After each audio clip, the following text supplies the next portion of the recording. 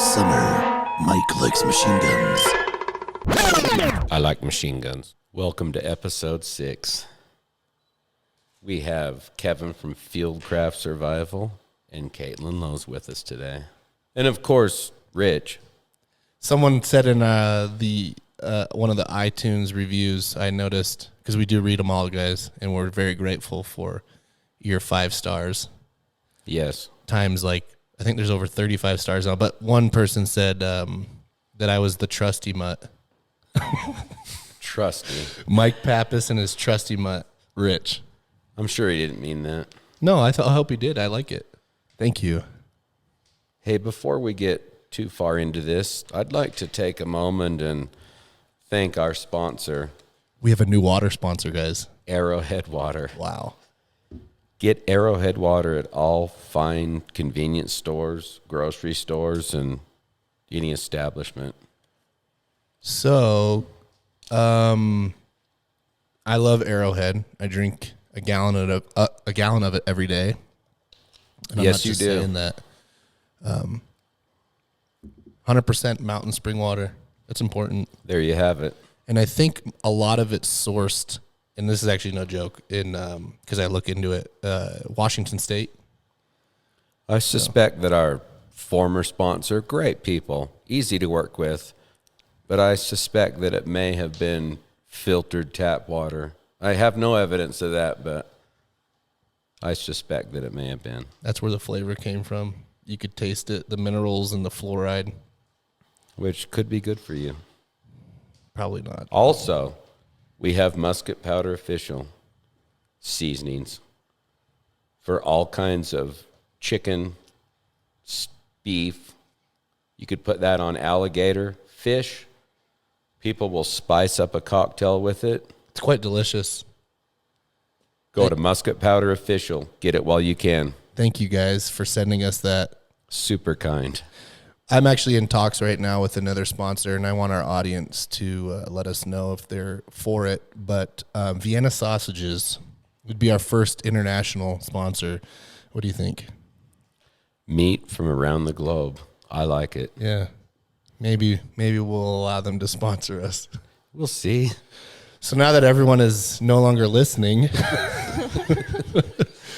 we have probably called you guys out the most as far as leading up to this episode and our excitement to having Fieldcraft Survival on.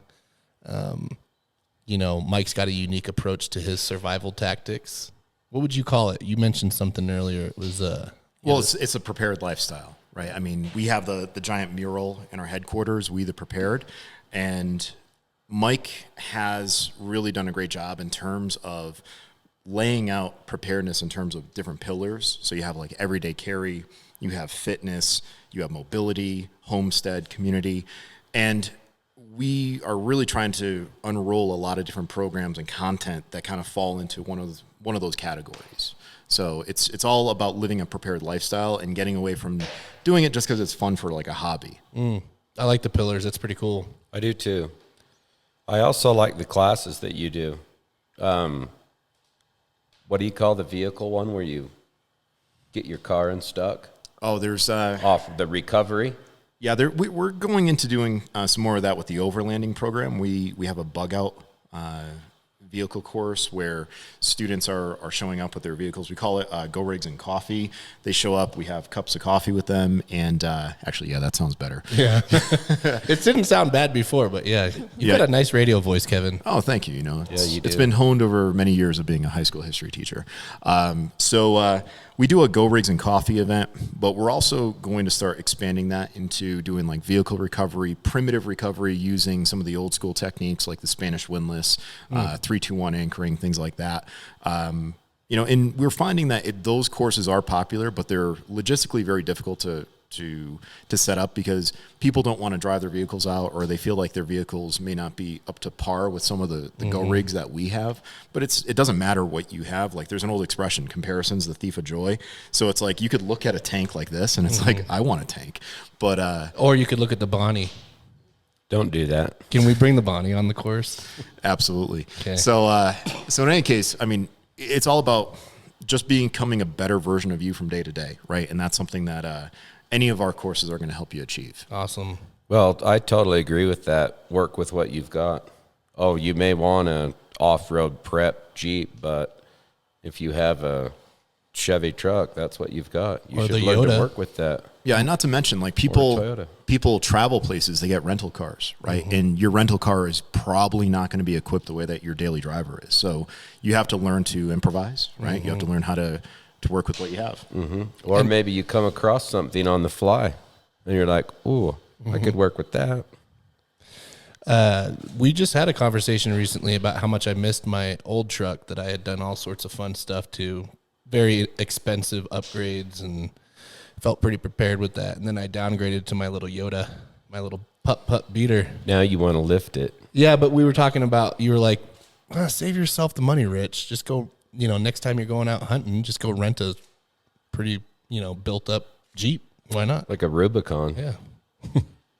It all depends on what you want, I think. There's no right answer. Options. So Kaitlyn's here with you guys this week too. We get to double dip on that, which is very exciting. You guys who are listening and follow Dead Air know who Kaitlyn is. What do you guys got going on? A multitude of things. Yeah. We're going to talk about outdoor stuff, talk about how to get more females into the industry, all different ages. I know we're going to talk kind of what my background is down in Texas. So I'm excited. I've been really, really wanting to come up to Utah. This is like my first adventure. And I know we just had that huge ice storm in Texas like 2 weeks ago. So I feel like I was kind of in deja vu driving in the snow again. I love it. I think we can blame you for that because you did tell me that you like the cold. So maybe you brought it to Texas. Sorry, y'all. Well, it's 70 plus degrees in Texas now, right? It is. That's nice. How cold is it right now? 20? 35. See that thermometer? I see. Well, it was 20 up at Summit Park this morning. Sure, it was probably 20 here this morning as well. I, too, enjoy the cold. I wake up in the morning, and how I wake up, most people will drink a cup of coffee or, drink a glass of water to wake themselves up. I go straight outside in my jammies. Typically, it's just a pair of sweats, no shoes, barefoot right into the snow, start up my car. I come back in, and I'm, ready to rock. Kind of a shock way to wake up. Yeah. It's almost like an ice bath, but not quite. Yeah, I was about to say, it's kind of like Wim Hof. Yeah, a little Wim Hof action. Without the ice bath. Do you guys do any kind of Wim Hof?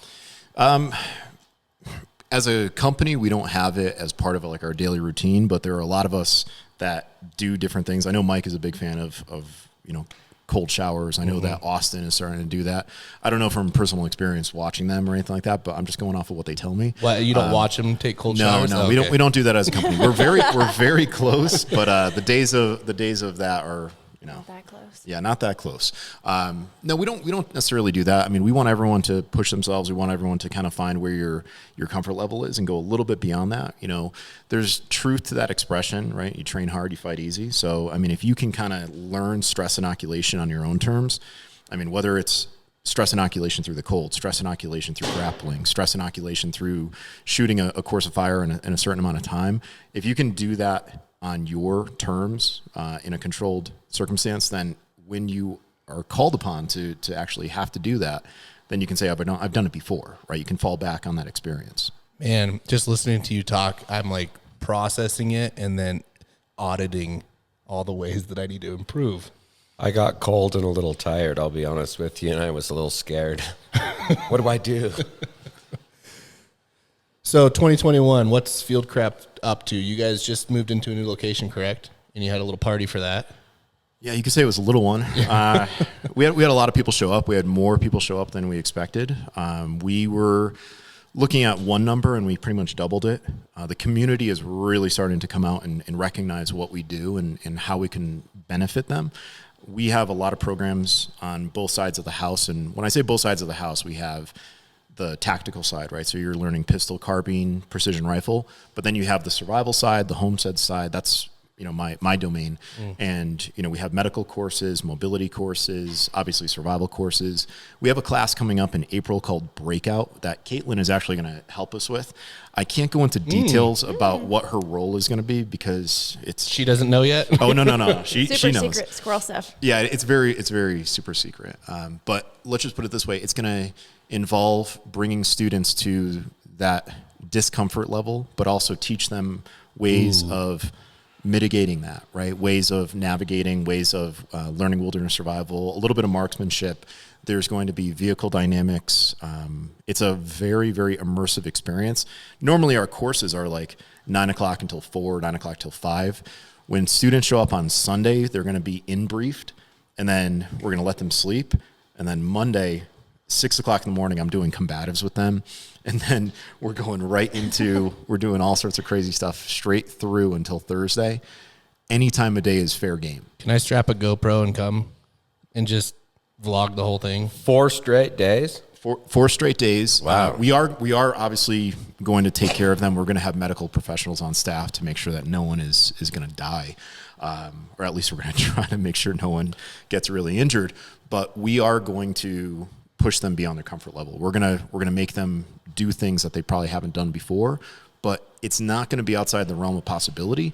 We'll be able to bring everything back to this is why it would apply to a person living in America, right, in suburbia. Especially in the climate today. I mean, it does not shock me that the focus is on that. I mean, I've always considered myself someone that's passionate about that, you know, especially being a hunter. And that's actually kind of what led me. I think this is probably true for a lot of guys in the gun industry, but into this industry, it was passion for hunting, growing up with it and being out in nature. But especially today, I can only imagine. Isn't that neat? It is pretty neat. That's pretty neat. That's a little inside joke, little neat nature. Yeah, and I think COVID was probably it's a blessing in disguise, right? Mm-hmm. COVID got so many people into the concept of preparedness, right? Like people went from saying, wow, preppers are crazy. Preppers are out of their mind. To buying toilet paper. Yeah, they're right. Just kidding. And I heard someone say recently that 2021 is essentially 2020, just extra toilet paper, right? Yeah. Like you can go to the store and get that. But I mean, I think that was a blessing in disguise. I think now it's a little bit more socially acceptable, and it's kind of cool. You know, if I go over to say like a friend's house and there's like a friend of a friend visiting, and they're like, oh, that's Kevin, you know, he does all the survival stuff. People aren't like, oh, you're one of those crazy guy that runs to the hills. They actually are asking me legitimate, honest questions like, hey, you know, let me ask you, I've got this in my house. What kind of food should I store? Like, you know, and I appreciate being valued for those answers, right? As opposed to, you know, being pushed aside like, oh, he's the crazy one that carries a gun and a knife. Oh my God, right? Yeah. Well, that's true for the industry, especially ours, you know. I mean, the silencer industry is very niche, but as far as like overall the gun industry, we saw a huge increase in new gun ownership. Yes, we certainly did. Which is exciting for everybody. It's nice to see the priorities kind of shift when, you know, as a society, we kind of get knocked in the back of the head like, holy crap, we've been too comfortable.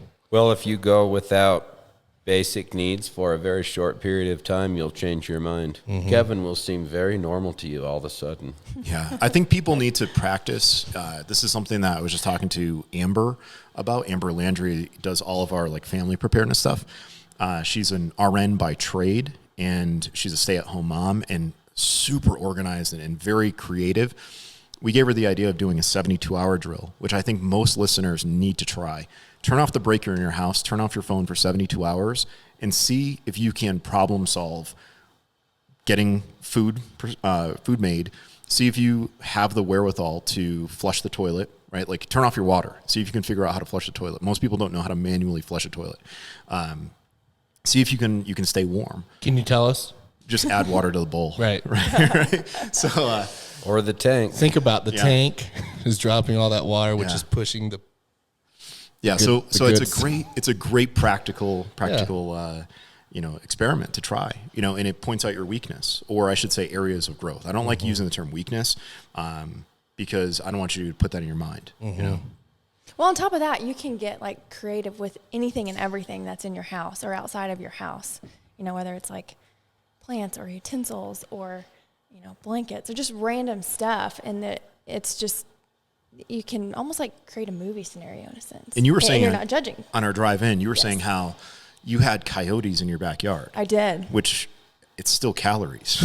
Like we just have to say like, hey, Right. we're eating a dog or a dog-like animal. And, It won't hurt you. It won't hurt you. I mean, people do it all around the world. I'm half Asian. I'll tell you that. There's Asians that eat dogs. I might need just a touch more than pretty sure I have. 72 hours to come to terms with that.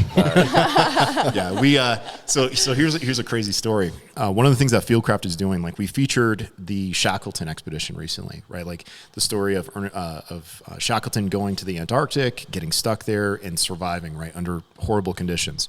We're gonna do the Donner Party, and when doing our research on the Donner Party, they went to cannibalism only 6 days into that experience. What? So they were totally murdery.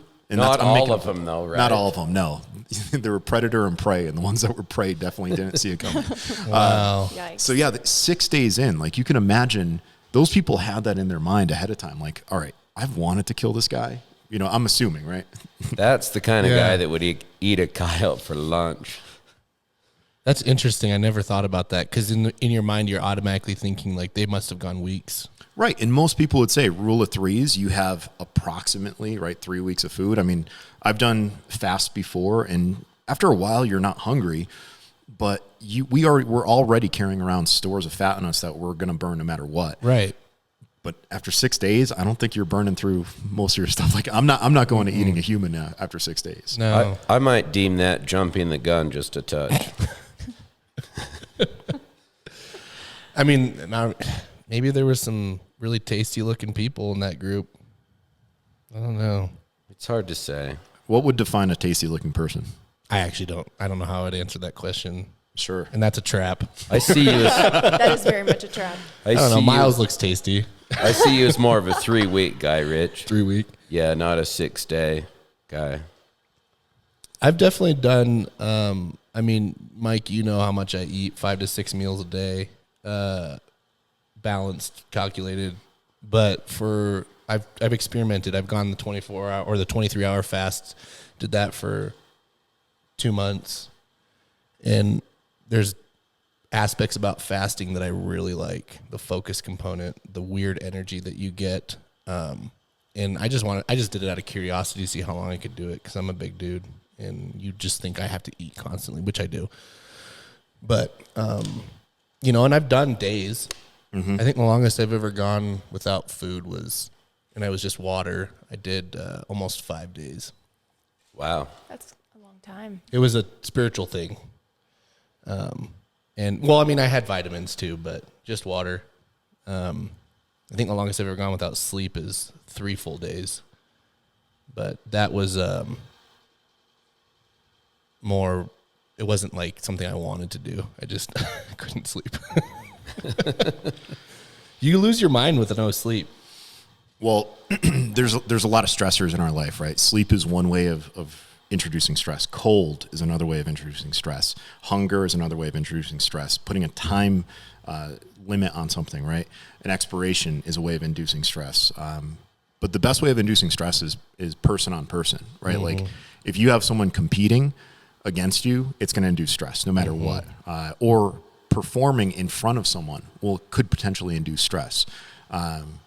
The important thing to learn, I mean, it doesn't matter if you're a gun guy, if you are an athlete, it doesn't matter if you're looking at it from a survival perspective, you need to address that stress. You need to face it, right? Because the more and more you face it, then when things come, when you actually have to be put into a stressful situation, suddenly everything like time slows down. You're like, whatever, I got this. Like you don't get that blurred vision. You don't get that super fast heart rate or anything like that. You can just focus. But people don't like being put into difficult situations. Right. We like living comfortably. Well, that's why my home preparedness. It's very relaxing. Mm-hmm. And I think that's a byproduct of preparedness, right? Like people say, well, what? And I don't like talking in bumper stickers. There are plenty of people in the gun industry that are like, why do you carry a 45? Because they don't make a 46, right? Like I don't talk in bumper stickers. We respect that. Smart. So I think there are people who, anyone listening that carries a firearm, they say that, and I think it was Colonel Cooper that said that a firearm, shouldn't be comfortable. It should be comforting, right? You should know that you have a backup plan if de-escalation skills don't work out. And, if alternative plans don't work out, where you can move away from that threat. It's comforting to know that you have it as a backup to ultimately defend yourself and defend your family. Yeah. I couldn't agree with that more. Mm-hmm. Yeah, Colonel Cooper was a smart guy. Yeah, as I slowly have gotten to know Mike over the course of the last year, I've noticed, and it's made me uncomfortable, how unprepared I am when I audit myself compared to Mike, just because of, as far as like backup generators, we've had our power go out a few times, and it sucks. It's not fun, especially when you got 3 little girls running around at home and you're up in the mountains and it's freezing.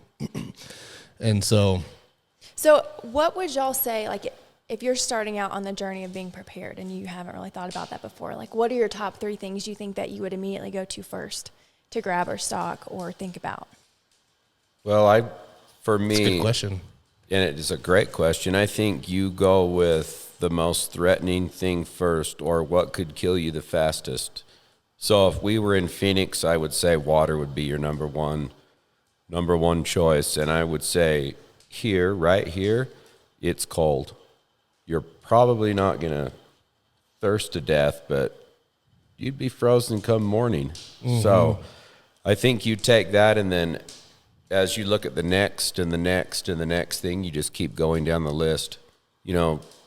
Like you said perfectly, you aren't really going to be in food crisis for a few days, but you don't want to start eating your neighbor 6 days into it.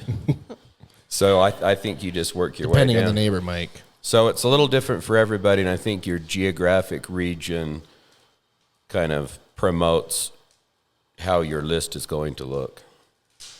What are your thoughts on those questions? That's a question that comes up all the time. It's a great question, right? It's one that people always say, like, oh my God, there's no way that I could accumulate all the food for, say, like a month.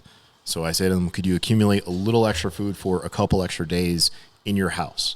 I'm like, well, I guess I could buy an extra jar of peanut butter, or I guess I could, purchase an extra something and put it into my freezer. And I say, absolutely. All right, so now you understand that you have your home domain, but you also have your everyday carry, right? Like, do you carry a flashlight?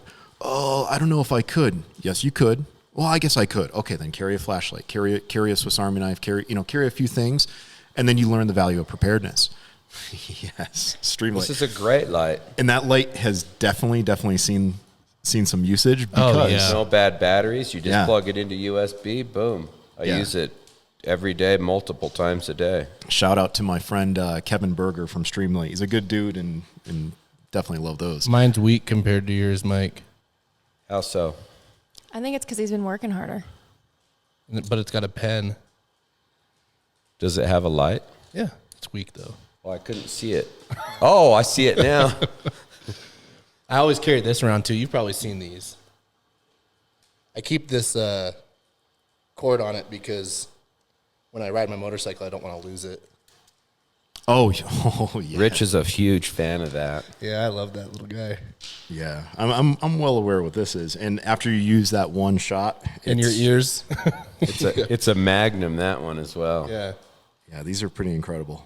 Yeah, obviously, like, if I'm getting mugged, I'm not going to be like, hey, wait, let me give you my wallet, and slowly. So my dad, back in the day when we would travel, as a kid, my dad had, look at that. It's got a little compartment here for extra rounds. My dad would tell us, he'd be like, okay, my real wallet is located here. My fake wallet is here. And my dad got in the habit of carrying a fake wallet when we would travel around because he's like, look, I'm going to throw this at them as a distraction, and we're going to run. We've always had that plan, and maybe it's because that's really smart. Genius. Very good idea. Maybe it's because like my dad grew up in a war-torn country, right? He grew up in the Philippines, but he always instilled little ideas like that, right? Playing the what-if game with us. Like, hey, back in the day, he would go into a store and he'd say, okay, you can stay in the car, play with your G.I. Joes, your He-Man figures, whatever. He goes, if someone comes to the door that's not me, you're going to honk on this horn. You're going to get all, like, he had a whole plan. He would always play the what-if game. And it doesn't make you paranoid if you can ground it in, like, hey, this type of stuff really does happen. It does. And it's becoming more and more frequent today. The stranger danger conversation I've had with my little girls. It doesn't matter where you're at. Like, community does make a difference, but even up in Park City, like snowboarding, my daughter gets down to the bottom of the mountain and we're not anywhere near, what do you do?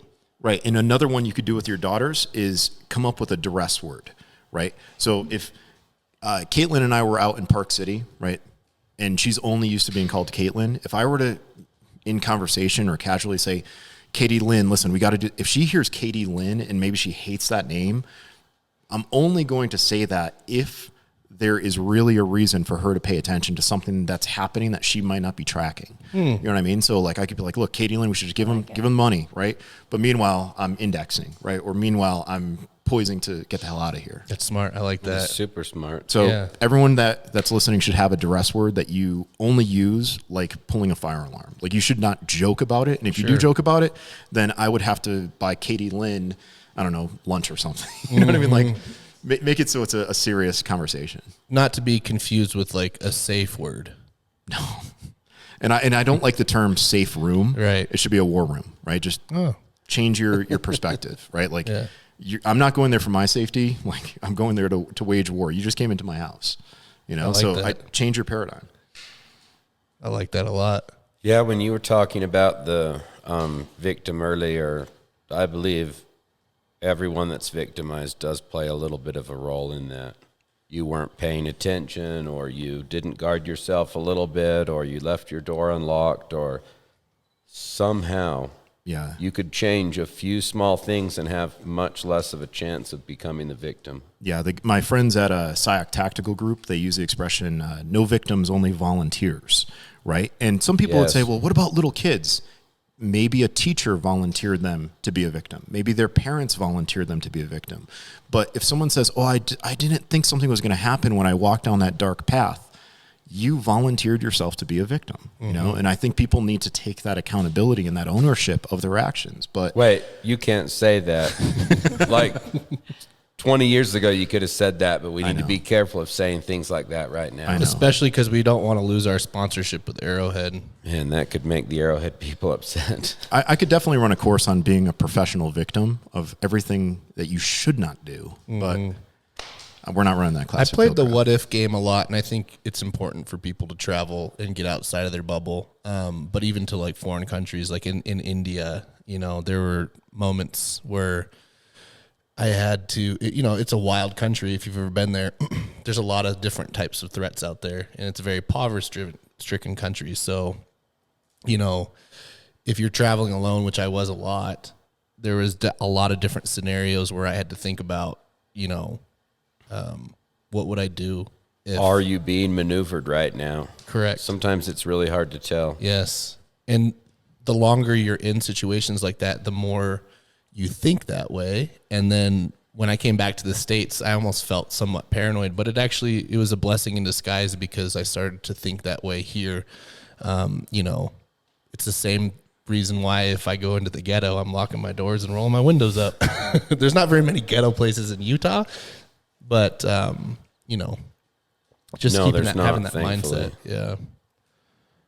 I always say that too about a lot of the angry, upset, entitled people that live in our country is, hey, why don't you just take a trip to a third world country and then come back, and might change your opinion on things. Yeah, you'll different perspective on life after that, right? Mm-hmm. So if you were in a foreign country and something like that happened, like what would you recommend the first plan of action be for somebody that's from, you know? Me? Yes. No, you. Me? Okay, so I mean, I'm going to use my. So before I travel anywhere, the first thing I do is I locate key features in the area that I'm going to be in. I look up the hospital. Primarily, if I can find an American hospital, I will, right? If you travel to Latin America, you want to go to an American clinic. You don't want to go to a Mexican, medical facility. Mm-hmm. Second thing I'm going to look up are places of resupply. So when I get to a foreign country, like if I was going back to Scandinavia, I'm looking up places where I could purchase fuel for my camping stove, food and whatnot. Another thing is looking up other key features. U.S. Embassy would be way, way high on my list. Yeah. And I'm going to have with me at all times with my travel documents, I'm going to have printouts of the locations as well as photos. One of the things that people say is like, well, how are you going to communicate with people that don't speak the same language? Well, we all speak form language. If I I mean, for the people that are listening, they won't see this, but if I do this, I mean, it looks like something hopping, right? If I, Bunny if I'm doing this, it looks like I need water, right? I'm choking. So we have form language that we can use to communicate, and so much of our language is nonverbal. But if I have a printout of what I need to do or where I need to go, I can show it to someone, and that will help me get around very easily. That is genius. So it's called a nonverbal communication aid. Wow. I'm taking a lot of mental notes right now. It works. It does. Yeah. I definitely got lost a few times, and being lost in a foreign country where not very many people speak English is not fun. Yeah. And you know what's interesting for foreign countries? We're talking about form language. There is absolutely a universal language of violence. Like if someone is walking towards you in a threatening manner, sure, it doesn't matter what language they're speaking. You know that language. So I think that's something, for people that are hesitant to travel and expand their horizons, you already are equipped with all this technology, all this understanding of the world, but you just have to have someone to kind of walk you through how to use it. That's a great point. I've always, to answer one way I prepared, like when I was in India for a long period of time, was just having the attitude of having and not needing is a lot better than needing and not having. And so I never packed light. I mean, depending on where you went, but my pack was always full of essential things for survival, med kits, obviously, that sort of stuff. In that sense of comfort that you described earlier was always something that I had no matter where I went. And it's funny because there were times where, because there was some sketchy places that I went in India, I wasn't a tourist visit. It was, I was in the jungle. It was in slums, so when I got my pack ready before leaving the States, there were times where I was like, do I really need this? And then I was like, yes. But that check, that am I paranoid? Do I really need this life straw? Yeah, I'm going to put it in there. Because water is one thing you do not drink over there. You need that if you're going to India. Yeah. I mean, I've never been there, but from what I hear. Yeah. Diarrhea is different over there. Yeah. This is the universal exploding from both ends sign. Yeah. Right. So it's a horrible feeling when you do get some waterborne illness and you're on the can and you have a trash can in front of you and you can't control it. It's coming out from every which way. So boil your water, folks. Get yourself a life straw. Right. Don't drink anything that has ice in it. Thank God I didn't have to use that life straw, but it was there, and that sense of comfort was there too, having it. And it's 2 ounces? No big deal. Cultural preparedness is another big thing too. Traveling, the Indian culture specifically, there's certain ways that you should understand where you're going and how people act and how people interact and what's respectful and what's not, what to wear and what not to wear, because, it's a melting pot here and there's really no rules unless you're I don't know, if you're wearing red in a place that's like the Crips or whatever, I don't know. Oh, yeah, rules. No, you don't want to do that. I just especially females, culturally in India, if you're coming from the States, there's expectations that they place on women there, how they dress, how they act, and all that kind of stuff. So understanding that, I think, is really important, and it's more important in different places that you travel, like Europe. I don't think that's much of a worry, but blending in is important. Understanding your surroundings is also important, not sticking out. That's the difference between a tourist and a traveler, right? Like the tourist is the person walking around with the map and pointing at things and taking selfies. The traveler just looks like they're part of the community. Yeah. Right? And if you want to use a more tactical, gray man term, right? You're the gray man traveler. Yeah, yeah. Naturally, too, was one thing that I didn't think I was gonna have to worry about, but when I got to India, wild dogs is a thing. A lot of wild dogs. Like dog attacks? Yes. Oh yeah, yeah. Rabid dogs, rabid monkeys. Before I went there, I did a lot of training and studying, and that was, nature was a thing that you had to be aware of, and it wasn't just in rural areas. It was in city where there's millions of people everywhere. Certain colors that you wear attract monkeys. I didn't know that. Different ways. I did not know that either. Yeah. Interesting. Yeah. That's very interesting. And getting bit by a rabid monkey out there is not a good idea. Or even a healthy monkey doesn't seem like it'd be the smartest thing you did that day. Yeah. I mean, I actually, believe it or not, had a lot of encounters with monkeys, and they're an issue over there. So, but if you're just How the big tourist, a monkey do you reckon you could fend off? I mean, many they don't care pounds? how big that Well, eye let's was. just, I mean, are you comfortable with a 5-pounder, or is a 75-pound one starting to make you rethink because they're super strong, right? Zero monkeys because they're quick and they move fast. You don't feed them. Like if I was a tourist, I'd probably be like, oh, look, a monkey, just like the movies. Okay, that's good to note. Even the very small, cute ones are something that you want to steer very clear from. If you go on YouTube, you can find videos of monkeys stealing things out of people's backpacks too. Like there's compilation videos of monkeys opening zippers, unlocking fasten buckles, pulling stuff out and stealing it. Like they're straight up thug. They'll take an iPhone right out of your hand too. Yeah. Another thing that you were talking about with like angry people posturing, right? There's that universal language. I was always leery of very welcoming people too. Like in Paris, pickpockets were super welcoming, and they had strategies built into how to get your attention. Because a lot of places you go, you're going to stand out like a sore thumb. Yeah, there's years ago I taught a whole thing on the Somali pirates and the different strategies that they use. They actually used a strategy called the mermaid strategy, where they brought an attractive female out, right? Because men inherently, we are protectors, providers, and preachers, right? And one of the things that we tend to do very well is protect because physicality, right? Like across all cultures, males are generally larger than females. So when there's a female in distress, it's in our nature to want to help, but men do dumb things around women, right? And if you're a sub-average looking guy and there is an above average looking female that is being overly flirtatious with you, chances are it's probably for some type of bad reason, right? Like You're being maneuvered, absolutely, manipulated. right? Children are another great one, right? We tend to be very protective of children, and let's face it, we're humans, right? We don't want to see the little kid who is helpless, right? Who's the victim, in this case being victimized by someone who's exploiting them. We don't want to see that kid in that scenario. Well, we might put ourselves in a discomforting place, but it kind of will, it'll put us in a position where we could be the one that is being victimized. It's crazy. Bait in a trap, as it were. There's a lot of those. Yes, I think there is. And that's what I was saying earlier. You've got to be able to tell if you're being maneuvered. That's how my wife got me. She maneuvered me, set some traps, took me out to sushi.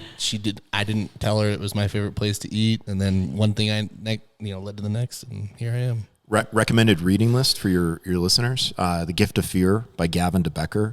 Oh, If you've never listened to this book on audio or read the book, the first chapter will scare you and it will make you want to read the rest of the chapters. Gavin DeBecker is a security specialist, and he just explains how we have this in our culture. We have this in our DNA, but we're often told that we're not supposed to listen to it, right? Like guys have intuition. Guys have the gut feeling. Women have intuition, right? But we're always told, oh, you're just being crazy. It's just you can't explain why you don't like someone, but really that's the gift of fear. There's something that on a subconscious level we are able to use to protect us, and that's why it's a gift. And in this book, he explains how we use the gift of fear or we don't use it, and it either leads us to living a life of safety and protection or being victimized. Yeah, it's a phenomenal book. Sounds amazing. Yeah, that sounds like a read that you could really learn something from and apply it to your daily life. I got a question. So for the people who are new to Fieldcraft, how can there's obviously different levers they can pull to really dig into what you guys are up to. There's a website. Is there any courses that you would recommend for just the average Joe that's wanting to get their feet wet with Fieldcraft? Yeah, so we have a class called Decision Point where the students actually fly into our headquarters, and it's usually taught by Mike Glover or it's taught by Kevin Owens or whoever we have around the shop that day. But you don't even have to fly with a firearm, and you'll be using simunitions pistols, and it's all about the decision-making process. So there are 9 million new gun owners in this country, but those are people that just own the hardware. They don't have the software that's installed, right? So the software comes from the class. If people want to, train with us, that would be a great start, because if you make a mistake with a live firearm, you're going to put a round on your leg. You're going to put a round into someone else. You're going to put a round somewhere where you don't want to put a round. With a Sims pistol, you're probably going to get bruised, right? And we'll give you all the equipment, so you're going to have a high level of safety. If people are interested in doing any of the survival training, well, we have a basic survival class. It's a 1-day class, but it shows some of the key concepts that are universal. So when I go over fire starting, it's like, okay, I have this equipment. Well, here are the 3 elements that you need for fire, right? The three criteria. And we teach in concepts. Medical training, we have a CIAC class, which is all about performing medical tasks on role players. I mean, the list goes on and on and on. We have a lot of entry-level classes, and it's not like we have a hierarchy where you have to take this first and that. Like, many of them are all entry-level. So we welcome people to come aboard. I'm going to take all of them. I'm going to commit that right here in the podcast. I want to do them all. You'll be better for it. Yeah. I mean, you guys are in our neighborhood. Why aren't I? We are. Is there any kind of online resources or things that you guys sell on your website that they can get on? We have a paid account. It's www.fieldcraftsurvival.locals.com. I think it's like $5 a month, but we have online navigation training. We're gaining access to 2,500 acres of land that we're going to be doing a lot of stuff in person on, which is an amazing property. But we have a lot of online training. All of our instructors have very active social media accounts. So, I'm posting up things about wilderness survival and guns and knives and different types of mobility. Austin, who was just here, is posting up things about med. We have a wealth of knowledge, and we're all very approachable. I mean, that's one thing that people always say. They're like, I DM'd you and you messaged me back. I'm like, yeah, because I'm a human. Like, we get that too. Yeah, it's super important to us to always respond. Yeah, it's very flattering when people show up to courses and they're like, I got that jacket because you have that jacket. I'm like, if it works for you, man, great. But like, you don't have to, copy me. Like, whatever, we'll get along. So yeah, I mean, we have the locals account. Obviously we have stuff on Fieldcraft Survival. And, we're constantly pumping out material, podcasts and all sorts of stuff. And y'all have expanded a lot. I mean, even since like August last year. Yeah, and we're going to expand and have, one horseback mounted, huntress. I don't know who that could possibly be. We'll see. I have no clue. Equestrians are now being entered into the mix. That's right. Fair warning, every girl that owns a horse is a crazy horse girl. Especially the ones with Appaloosas. Yeah, I dated one for many years. Noted. The hot crazy thing, that line. The Matrix. I married one. I thought that was like the unicorn graph or something. That's what you're talking about. So you know it? Yes. Be careful, guys. She's on to us. It's my intuition. How about hearing safety? I mean, we're in the realm of shush and protecting those ears. Do you guys offer any or need any help in that category? We will always recommend that. Yeah. I love hunting. I love shooting. I love suppressors. And, people are always like, well, what's your take on them? I'm like, okay, number one, for introducing new people, like as an instructor, if I'm just taking someone out and I'm teaching them shooting for the first time, they're not going to have that flinch reflex from the report of the firearm. For people who are worried about home defense, well, now you're not going to have that damage to your ears. You're going to be able to actually hear commands right after you start letting rounds loose in your house. And then the enemy that's come in isn't going to know what hit him at first. I'm going to wait. I mean, yeah, and the list goes on and on and on for all the benefits. Yeah.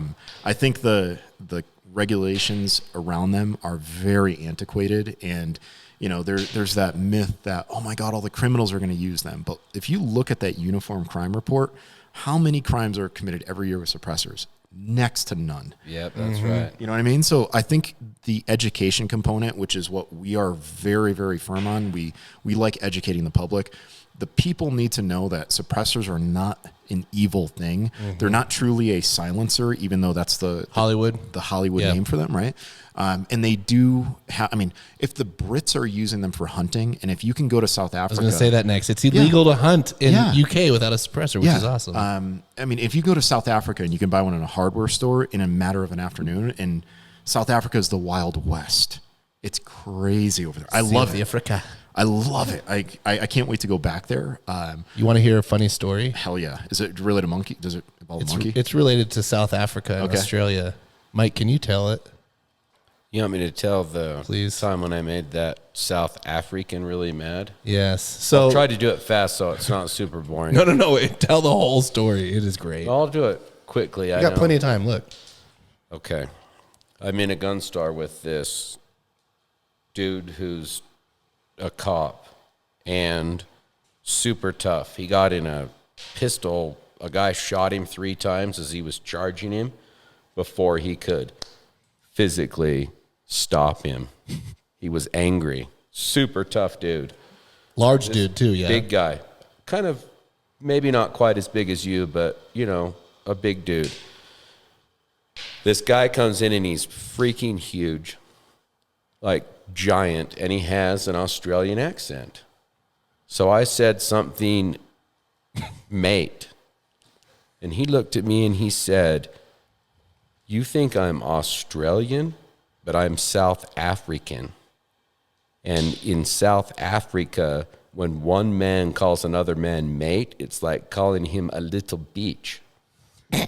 So I was like, Roger, he's super worried about this. So I said, okay, mate.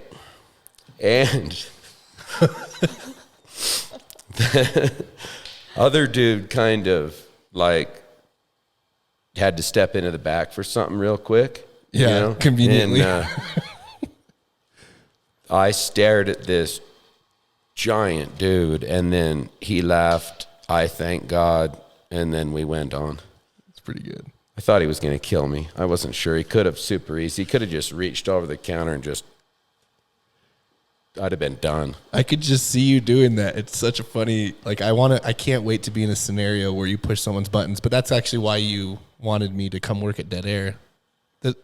Our listeners have heard the story a couple times, but Mike pointed me out in the crowd, and I need personal protection. I went to a event with Rich, and I looked over, and I was with Anson, who's a big dude. Yeah. Yes, very tough dude, and I'd like that, but I was like, I could use 2 of these maybe.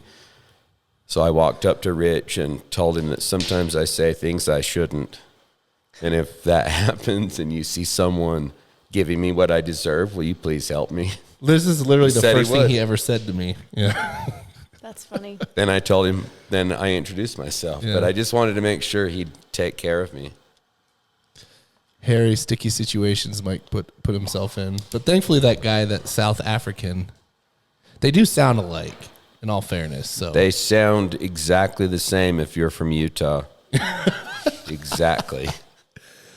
Talk about a sketchy situation. I was at a like a convention show type outdoor thing, right? And afterwards, we all went to the bar later and we're chit-chatting, whatever. And I got up to go to the restroom, and I opened the door, and there's one of those guys you're talking about that's just enormous, and he's standing right here. They're scary when they're that big. Yes, and I could tell like he was watching me at the bar the whole time, and I don't think my heart like fell out of my body more than it did that time. Thank goodness I had people that were scattered, amongst the bar and stuff that knew who I was and like watched me too, because I was like sitting here thinking, what do I do?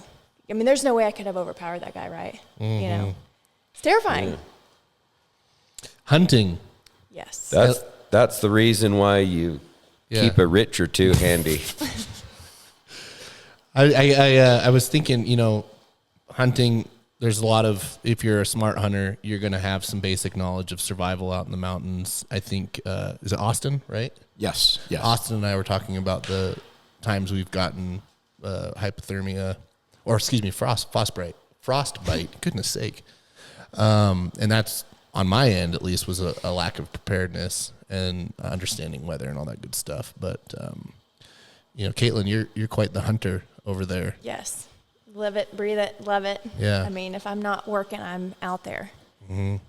So it's cool. It's like a perfect marriage. You guys are going to be working. You're going to be working with Fieldcraft, and that's going to help your preparedness and hunting scenarios. And very much so. I'm right now have been sketching a lot of notes of like how am I going to deck out my saddle even more, because I put like a first aid kit on one side and gonna have, you know, bigger saddle bags and just different stuff to carry with it. But I mean I pack everything I can on my horse. All right, host and suppressor. What's the most common combo that you're hunting with Right these now? days? Yeah.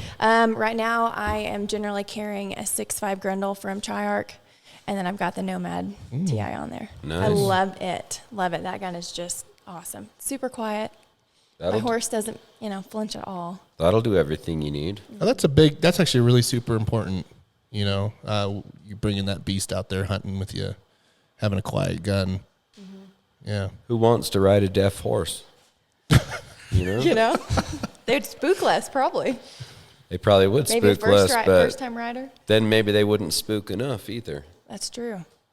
That's very true. Give us a couple of cool places. I mean, Texas is cool and all, but Yes. where's your favorite place to hunt? Oh, I love West Texas. Not Because in there's- Texas. I'm talking outside. Oh, outside of Texas, Yeah. sorry. I was already like geared on like a hunt that I'd been on. I just like zoomed in on that. Outside of Texas, I actually really haven't done a lot of hunting. Besides Spain was the only other place. Oh, that that's I've right, been. Spain. Yes. That's pretty cool. And you were hunting mountain goats, biting goats? Ibex. Yeah, so Ibex. it's a type of goat. So there's 4 different ones in the mountains up there. 2 are kind of more on the coastline, and then 2 are more like mountains or like the center of Spain, which is awesome. That is cool. Wow.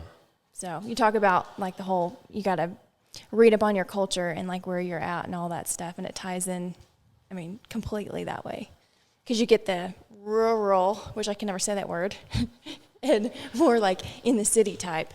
So your awareness has to go bounce back and forth because, you know, you're coming in small towns. You don't know what those people are going to be like. And then you may be popping in the city, you know, depending on where they are, because especially for those animals, you know, there's scouts all over the mountains, and you may be, you know, in the north one day or a little bit farther south. So you really got to prepare.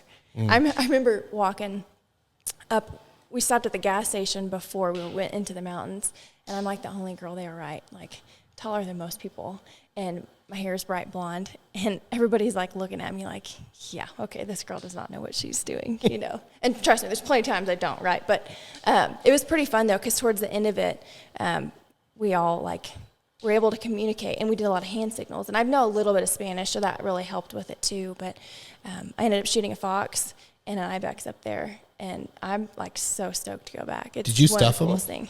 Yes. Nice. So I have a full body ibex mount in my living room, like right as you walk in the door, and then the fox is like kind of over by my fireplace. You're a savage. Wow. That's awesome. That is cool. So I don't know if you know this, but we have some fairly decent hunting here in the Great Beehive State. do you? There's amazing hunting. Trophy elk. Mm-hmm. Got your deer, Mule deer.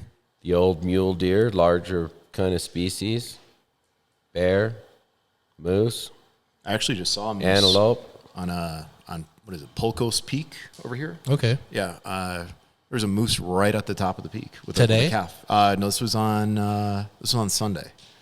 Yeah, That's pretty cool. Right I feel there. like they'd be lower. right at the peak. I have amazing photos of it. That's awesome. Yeah, the neighborhood I live in on right at the top of Summit Park. Mm-hmm. Well, not right at the top. I'm like middle way up the mountain. You've got plenty of moose there, don't you? Yeah, they're actually kind of they're not a nuisance, but you have to be careful with them because they can get pretty aggressive on the trails. That's what I've heard. Yeah. It's the Yeah. most dangerous animal that we have here. Yeah. A moose stomping. And They'll stomp you quick. that's why I have my little life card with me. Hold on, Moose. Don't run over my children right now. We're just on a walk. I'm going to do some hand gestures. Stop stomping. Yeah. I would say probably on a daily basis, I would see up at Summit Park a moose. Lots of meat.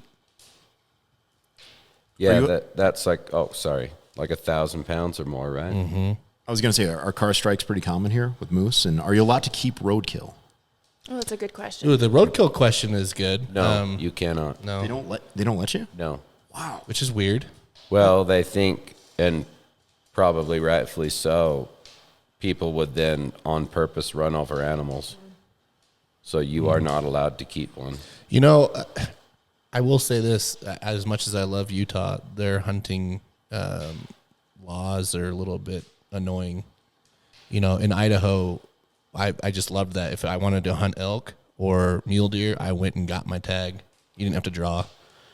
Well, it's there's more population here. So if you did that, you wouldn't have any animals left. I guess you're right. I never thought of it that way. I was just thinking about myself over here. And we have all that desert with no animals like that on it, right? I mean, most of the state doesn't have that. It's only the small, high mountain areas. You've only killed big game with one specific rifle, correct? For the most part, yes. And what rifle is that? Barrett 82A1. You just see Mike coming out. My favorite and most successful hunting platform. Yeah, you've got some good stories with that. Yeah, I don't know about 6.5 Creedmoor and 308 sucks and all that, but I know this. Nothing can leave its hooves in the dirt once a 750 AMAX gets there. So when I was in 6th grade, my mom asked me on my birthday what I wanted to do, and I was like, I want to go to the Army Navy supply store. And we went there, and I still have it today. I carry it with me every time I go hunting. It's this survival book with all the plants you can eat and, you know, how to set traps out in the nature. And I think that's when my love for survival began. And I believe it was around the same time that I watched Lord of the Flies. That's one of my favorite books. Yeah. To this day. It's a good, I mean, I haven't read the book, so sorry.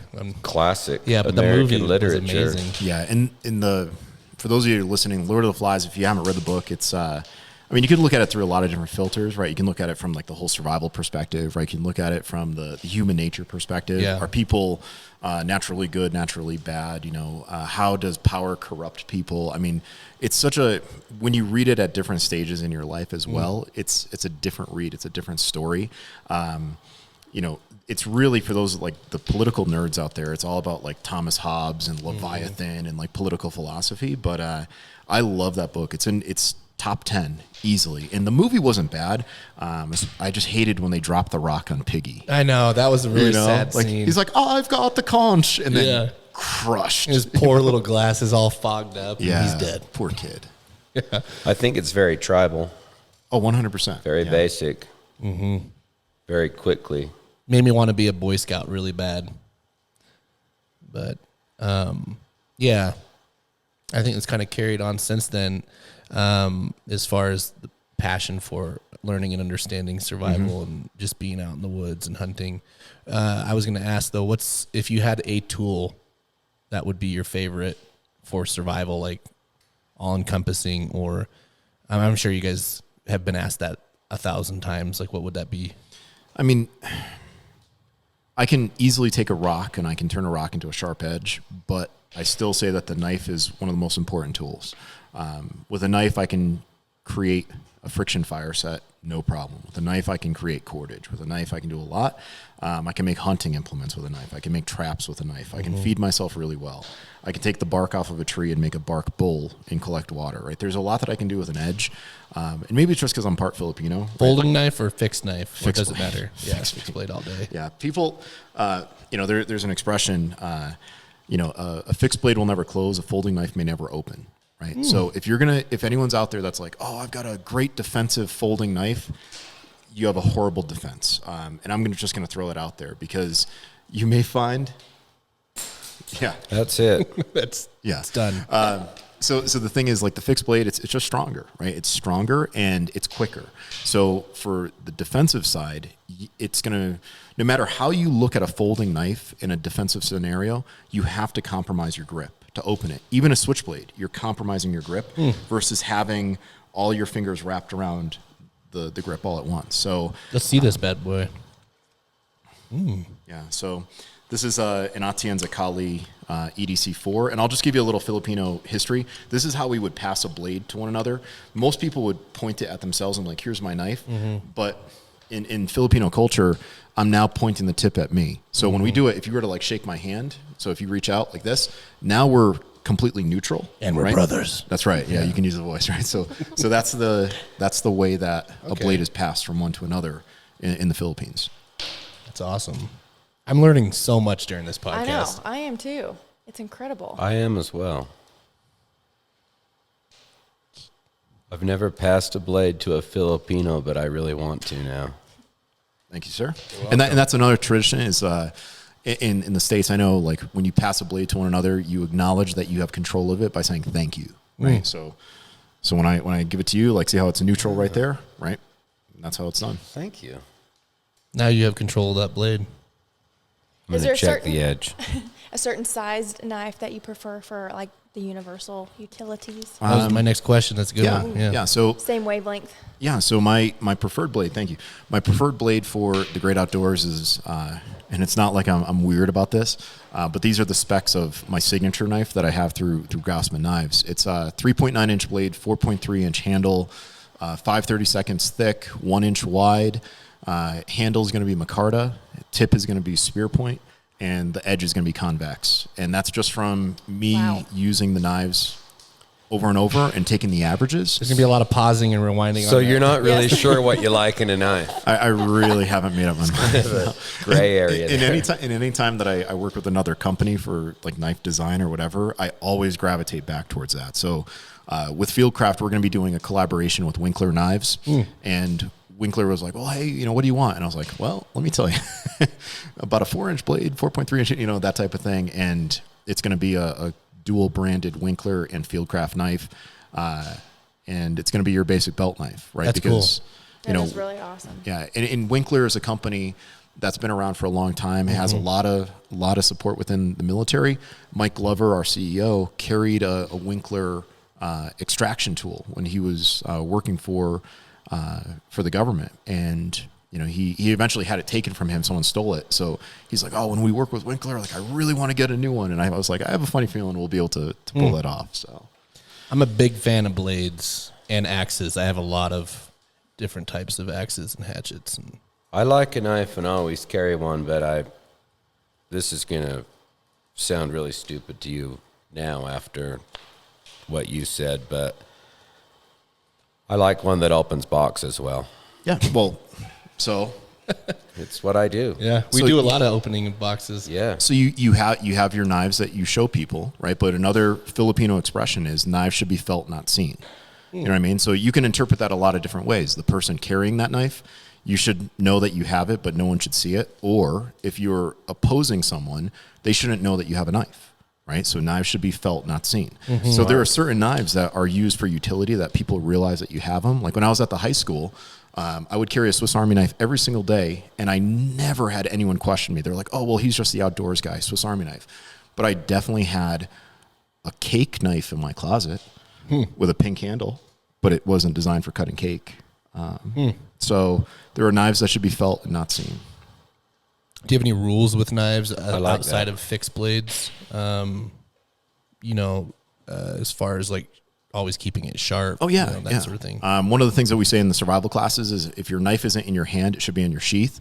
There are plenty of people that stab knives and logs, walk away, and then when they need their knife as they are away from camp, it's not on them. Or in a survival class, we would have people put knives in a log, not realizing that we were going to come around and take their knife from them. And it's like, guess what? You just lost your knife. You should never be, it shouldn't be more than an arm's reach away at all times, right? So that's one of them. If your knife isn't in your hand, it should be in your sheath. Another one is never try to catch a dropping knife. People put knives on the table, bump into them, and then they go to catch them, and they puncture themselves. We were just talking about that with firearms. If the firearm's dropping, let it drop. Yep. Hands off. Weren't we just talking about that yesterday? Yesterday. Yes. Okay, 3 tools. You've got your knife is your number one. If you could only take one, you're going with a knife. Let's add 2 more to that. So you're going to get sent off to the wild and you have 3 tools to take with you. What are you taking? You got your knife, and then what are the other 2? Metal container, right? Metal pot, something that I could use to collect water and boil. And probably the third one would be some type of reliable fire starter. Those are the 3. Now, depending where I am, Because it can take you a while to start a fire. Oh, I yeah. don't think a lot of people know that. You can be really skilled. And there's a lot of things that are going on in that nature that at the time that can determine the quickness of that fire. Yeah, we just did a class last weekend where we did a 1-stick fire where the objective was to take a log, process it down into tinder, kindling, small fuel, and we said you're going to have one match. And the whole idea was to kind of mimic the Maine Guides Association test that they used to do with a felling axe, a round of wood, and one wooden match. So we told everyone, this is how you're going to do it. This is how you're going to do it. And there were people that were very successful. There were people that were not as successful because they thought that their way was a better way. But I would say that fire is something that you can practice every single day. It's something that is never something that I like leaving home without. I'm not a smoker, but I carry a lighter every single day. And it's 99 cents, and I get 1,000 1-second fires out of it. And for anyone that's ever made a friction fire, to just be able to, flick my lighter and go straight to a fire as opposed to a coal to then put into tinder and to blow into flame, there's a reason why I carry one every damn day. Agreed. I thought of a question for you. Oh, here we go. Okay, so you're out in nature, right? You've got your knife, and your knife starts to get dull. What are some things in the elements that you think of to sharpen your knife? Rocks, they're everywhere. But is there like a certain type of rock that's better than others? I mean, you can process rocks. If you split a rock, right, and sometimes it'll fracture in a way where you can rub it together. If it's kind of like a sandstone, you can rub it together and make it of certain coarseness that you could use to sharpen your knife. A lot of river rocks work. In the jungle, I've seen this one. You can take sand and put it into bamboo and use the outer surface of the bamboo. You can impregnate the bamboo and use that to sharpen knives. I know Ray Mears, the British bushcrafter, has done that, but I've seen people do that, and it legit works. So there's always a way of sharpening your knife. There's an expression, too, that you sharpen once and you hone for life, right? So if you use your knife and it's already sharp, it takes a lot less effort every single time that you use it just to run it on a strop and hone it than it does to let it get dull, where now you're going to have to change the edge geometry and reprofile it. And then you're going to need, especially with the super high-tech steels, you're going to need diamond stone, which you're probably not going to find diamonds in the wild, Unless you're in South Africa. Right. South Africa.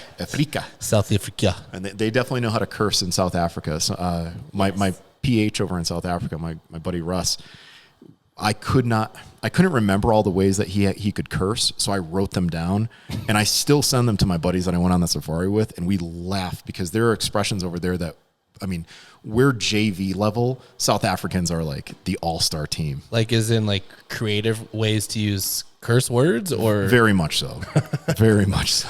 Hey, now I want to know. We'll say some offline. Okay. Fair enough. Oh man, we've covered a lot of ground. That went by fast. It did. And I have more questions. So I guess maybe, guys, if you have questions, and if we were to be able, to have you back on, Happy to be back. Drop them in the comment section below. I know I have a lot, but maybe they're just not questions that they want answers to. I think we do it again. I think so too. Yeah, we're 45 minutes away, so yeah. Easy. Can I ask one more thing before we go? Do you do a lot of knot tying? Sure, 100%. I'm very interested in being able to tie more than a granny knot and a square knot. Yeah, I can show you how to properly tie your boots. Well, they will never come undone. I can show you ways of ascending. Is mine terrible? No, that looks like a double knot, but it's one easy thing. Cool. There are. I always say cordage is the second hardest skill in the great outdoors, right? Making cordage and then applying it. But with a knowledge of knots, you can ascend rope, you can descend rope, you can haul, before we had nails, we had knots. So, there's ways of creating like legit tree forts. And creating rope in the wild, right? Yeah, I could create a rope right now out of a garbage bag, and I will challenge anyone to rip it apart. Anyone. I've never had one person do it successfully in 10 plus years. I know the seals, and I wonder if it's basic. You can correct me, but don't they have to know how to sew? I know within the SEER program, they do a lot of stitching and a lot of sewing. I can't speak on behalf of anyone else in the military. I'm not a military guy myself. Sure. But I can tell you that there's The sailors are phenomenal with knots. And you can look at learning knots from, say, like a military perspective, a climber's perspective, search and rescue perspective, bushcrafter perspective. Many times knots will go under different names. But the more you know, the more you're going to be capable of doing, which is even like a 6 foot length of paracord in your pocket. Was this guy the king of tying knots? Well, that's going to be awesome. The millennials will get that reference. Let's take a knot tying course. What about this? This That'd be a makes me good think idea. of, what about lock picking? Do you guys offer anything like that? So we don't have anyone in our crew that is teaching that publicly. And I'm not a big fan of having our guys teach that because you never know who you're teaching to. Now, if I show someone how to build a fire, guess what? What's the worst that could happen? Sure, there's someone that could probably start a forest fire. But there are people that are out there who will show up with one intention and give off one vibe, and it's like, we're not showing you that skill, right? And usually you get that gut feeling again, like, I'm not showing you that. Or putting it out on the internet. Yeah, I'm not a big fan of that. For select people, obviously law enforcement, military, that may need those skill sets, I get it. But I just don't want certain skills, out there. And is it important to know? Sure. But be very careful. There are, like, as an instructor, I'll say that there's definitely red flags that come up, like, hey man, I want to build fires where I can escape the cops. Why did you word it that way? I'm not showing you that. You know what I mean? You can now leave. Yeah, and those questions do come up. We're here to make people more prepared. We're here to give them a better sense of security. We're not militia. We're not training people to raise arms against the government or anything like that. We just want you to be capable so you can protect yourself, your family, your neighbors, right? Because that's ultimately, like, if you're a good person, that's what you should be doing. So you were a history teacher. Was it just general high school history? Yeah, I started off teaching freshmen, and then I went through all the grade levels just because I got bored. I got bored of teaching world history, and then I went to like AP US history, AP Gov. I taught all the advanced classes, and then after 14 years and 2.5 months, I decided I'm joining Fieldcraft. Mike gave me an amazing offer, and I was like, I believe in this company, and I'm really tired of distance learning, so I decided to leave public education. And I still have friends there. I think they're doing incredible work. I just feel like the teachers that are essentially in the trenches today are not receiving the support that they need. I think we need to get a lot of the administrators out of their positions, let the teachers do what they need to do. And by administrators, I'm not even talking about like assistant principals and principals. I'm talking about like the board of ed, right? Because they're usually pushing through all the nonsense where they might be so far removed from a classroom that they don't understand the true difficulties that a lot of these teachers are facing. I feel like, would you say it's true that within the education system that history is, I don't know, I just know that that's like a fear that the proper history isn't being taught or won't be taught in the future and future generations, because that can really mess up, the future of our society. That's a good question. Yeah. Which, oddly enough, will be the new history Right. next time around. Right. I mean, Pepe Le Pew just got censored. Scary. Right. A cartoon. So, I mean, yeah, I'll tell you that most of the history books are written for Texas. Most people don't realize that because Texas buys their books for the entire state. So if you're like working with like, let's see, Hofflin Mifflin or any of the big publishers, if you can sell to Texas, you basically paid for, everyone's salary for a year. You know what I mean? Like that's why so many books are written for Texas. But I will tell you that there are absolutely teachers that lean very far left. There are teachers that lean very far right. I will say that we are taught as teachers, like, hey, if you're going to express an opinion, you need to say, all right, guys, here's how it happened. In my opinion, right? We always are told to say opinion, but obviously people are going to fall between the cracks. And what's really important is to not just rely on the teachers to teach, but I think parents need to be parents and kind of review the material. And if you have a good teacher, that good teacher will be willing to accept questions from the parents, right? Like there are so many teachers who are like, well, what does your mom or dad know? They haven't gone to school. And it's like, why are you running from the truth, right? The truth doesn't hide from questions. So I used to encourage kids to debate me. And I would be like, look, I'm going to pressure test you because I will give you a better argument. Even if a kid came to me and said, I think everyone should have guns, as a teacher, I would say, everyone? And just throw questions just to see how Devil's they would advocate, respond, right? Yeah. And I think that's really important in this day and age, that kids, they learn how to receive criticism, or else we continue this stupid cancel culture. It's like, oh my God, I'm offended. Dr. Seuss. Right. Gosh darn it. I love that guy. Right. I will say it when you say you want, the students or just anybody to ask questions, asking not just yes or no questions, like leaving that open-ended, because you'll never know what you'll find out from Make them think. Correct. Yeah. Exactly. Fun fact, you guys can feel free that are listening or watching this on YouTube to roast me. I don't care. But I was an art major in college. Yes. I was the only one that played on the football team at the university I was at. So I got roasted a lot on the football team. But I was also an art history minor. I'm just trying to make common ground. Wow. Different type of history. It was challenging, but definitely enjoyed studying art history. There's a lot you can learn through art over the years. There's some weird art out there too. There is. That's become amazing internet memes.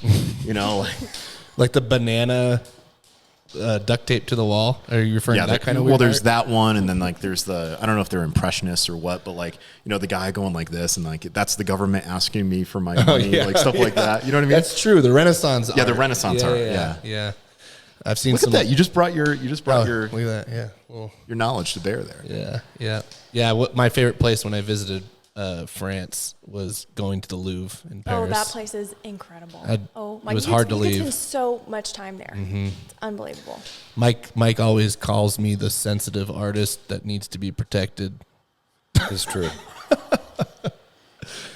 No, I'm proud of it. It's just, it wasn't because I just liked art. That was why I was art major. I was just gifted with the ability to be creative. And so it's led me to this career, to mix passion with the firearm industry and then creative and marketing and all that good stuff. So, but yeah, history is super important in it. Raising 3 girls in this society, they're very little right now.